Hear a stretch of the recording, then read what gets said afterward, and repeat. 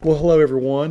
This is Tony again, and I'm back for an update to my review of the GoPro Hero 3. I'm actually doing this one on a Hero 3. Last time I did one on a Canon because I only had one Hero 3 to show you. Now I have three, and you see here I've got number 3 written on this one. So, what do I think about the GoPro Hero 3? I'm doing an update to this review because the last one I did was in December 31st, and it was 2012.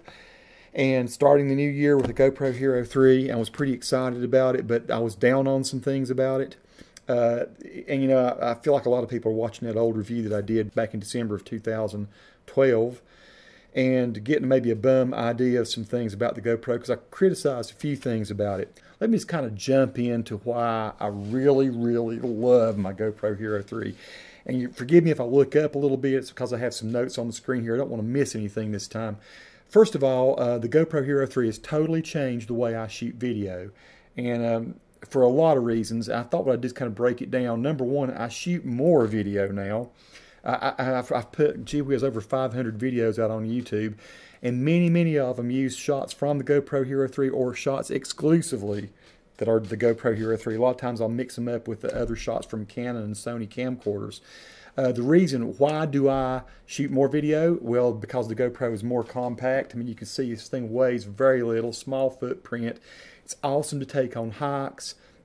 I take it to meetings, whiteboard sessions and stuff, and I can just unscrew this. I've got a little handle. This does not come with it. This is one I got actually used from a Zoom H2 microphone, but it works great stuck to the bottom of one of these. And of course, you have to buy these little things here, these little mounts.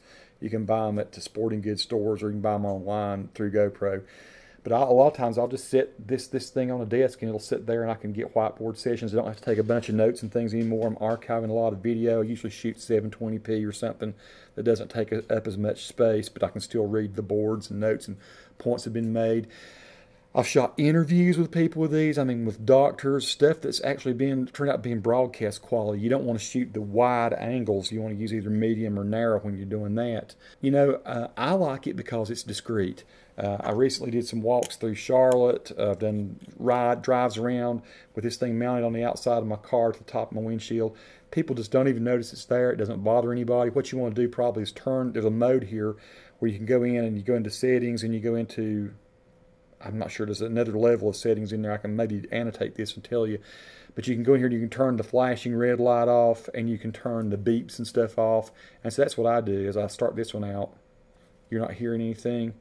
And then as I record this video, I've got it set, this one's to 720p 60. And I started that video and there's no flashing red lights. So I'm actually shooting video of that. So I like that. I like to keep mine quiet and discreet. But I've walked the streets of Charlotte and stuff with it. Nobody paid me any mind. Just walking around basically like this and just shooting awesome video in 4K. So the other thing about it, that I shoot, I think, more video because there's more interesting and cool ways to position this camcorder than any other device I've ever used. I touched on this slightly before when I did my first review, but now, I mean, you can see you can put it on this kind of thing. You can put it on a helmet, of course, and we can see that on bikes, on cars. I like to mount them on my windshield of my car.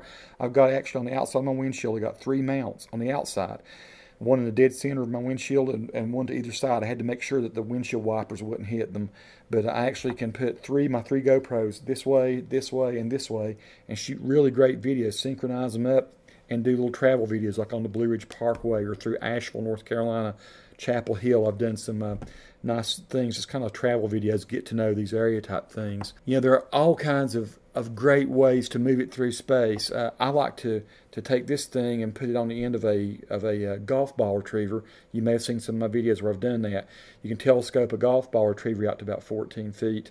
You can stick this down through the hole. I take like a noodle, the kind you swim with, and I cut a little chunk of it off and stuck it inside the golf ball retriever, and then this fits nice and neatly and snugly in it. And I can swing this thing off the edge of cliffs. I can hold it way up high, like 12, 14 feet over my head to get cool shots of crowds. I've shot some of my gardening videos so I could see my garden from down over above. All kinds of cool angles. I went up on top of Mount Mitchell with one of these and stuck it up on top of a couple sticks that I'd kind of fastened together. And I shot the highest video ever shot from the ground east of the Mississippi with this. I actually put it up about 25 feet above my head.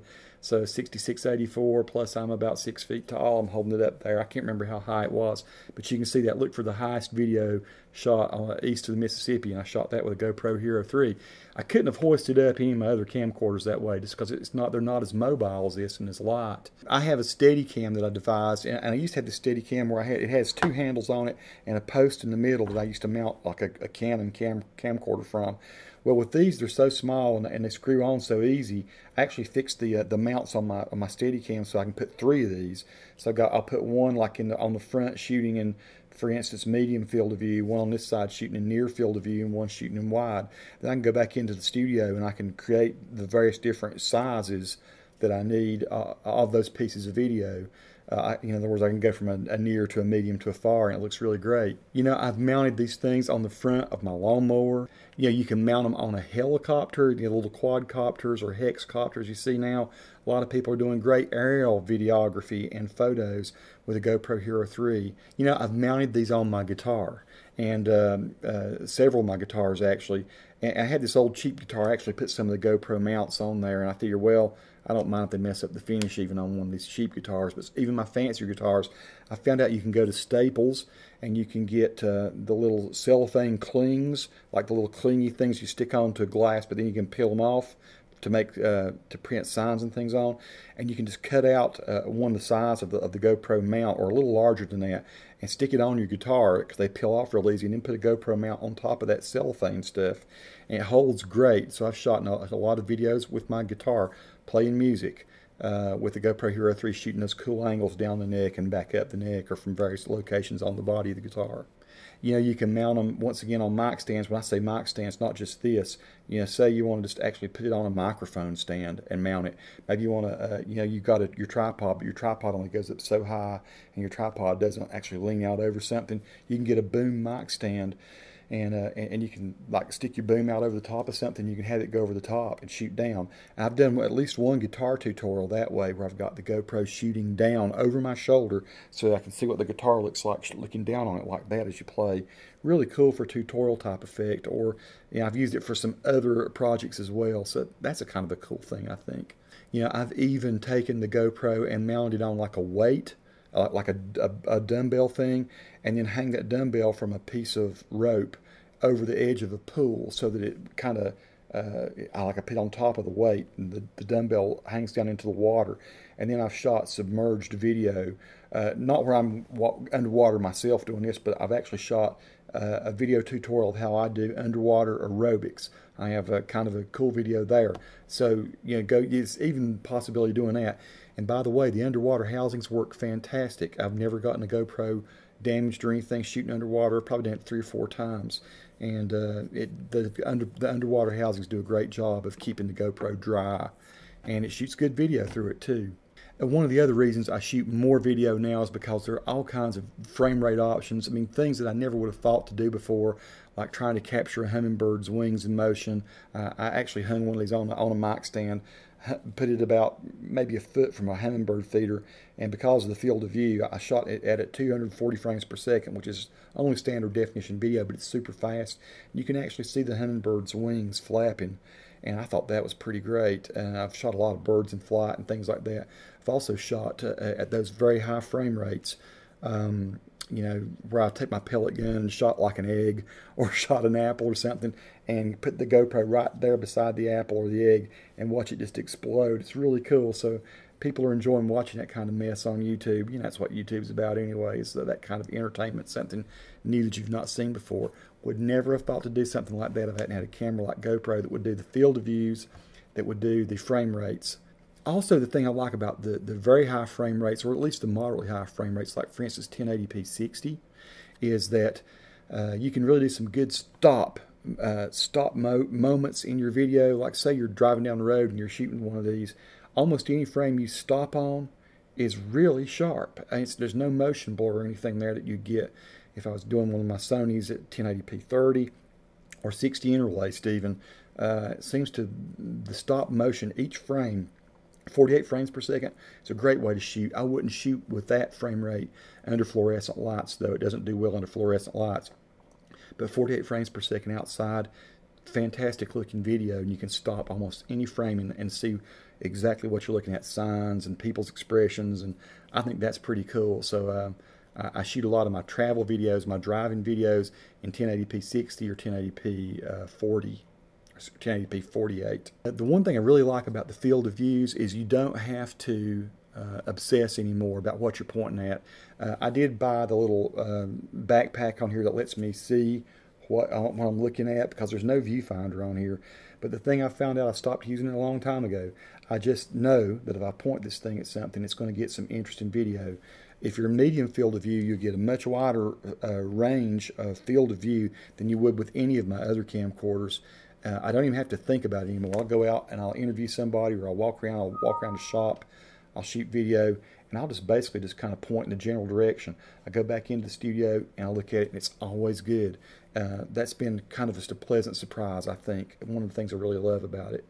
The other thing I'll say is I shoot, I think, better video. Now, I'm not saying that the highest quality video you're going to get from a GoPro. No. I mean, I use Canon HF G10s at work. I use Canon HFS 200s, which I think is still a great little Canon camcorder. I've got a nice little Sony HD camcorder that I use.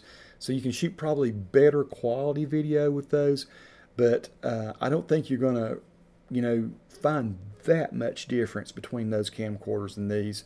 There definitely is a bit more quality, but the video I'm going to shoot is going to be way more interesting most of the times with the GoPro, just because it has that look, that more immediate look, that more interesting. There's that fisheye lens type thing. You see more of what's around you. Like I say, you just tend to shoot more because of the possibilities.